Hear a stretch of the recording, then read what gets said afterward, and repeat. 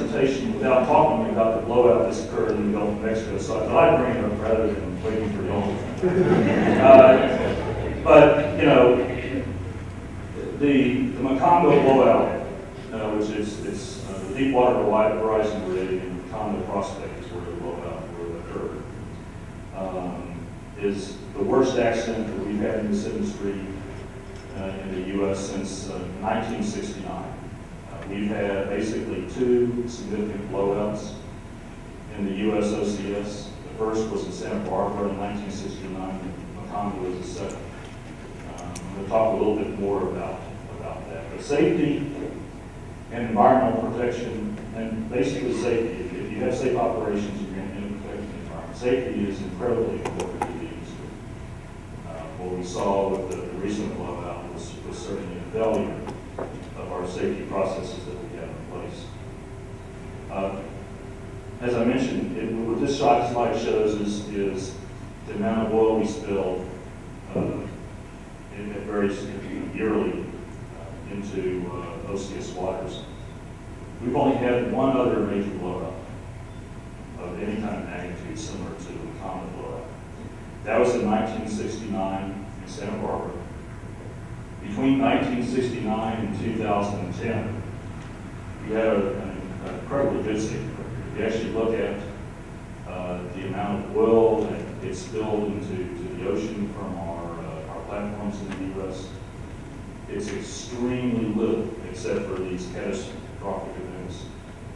And in fact, producing oil from offshore, in most cases, most of the time, is safer than having tankers in the ocean off our shores, because tankers have more potential to have problems than the wells that we produce.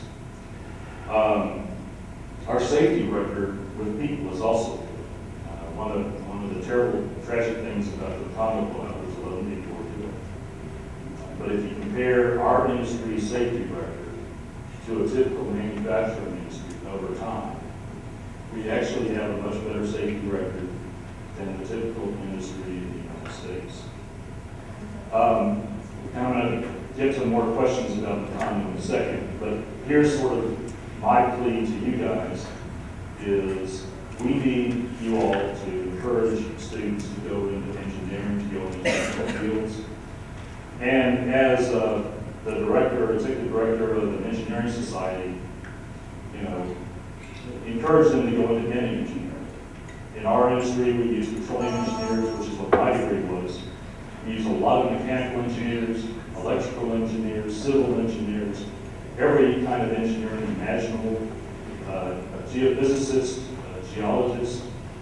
We need young people to go into technical fields. I have two daughters, one's 20, one's 16. I failed on the first one. She's majoring in finance at Texas A&M. But I'm pushing the second one to try to go into engineering. And we'll see how well I do with that. But you know, these people are needed. We've got great engineering schools in the U.S.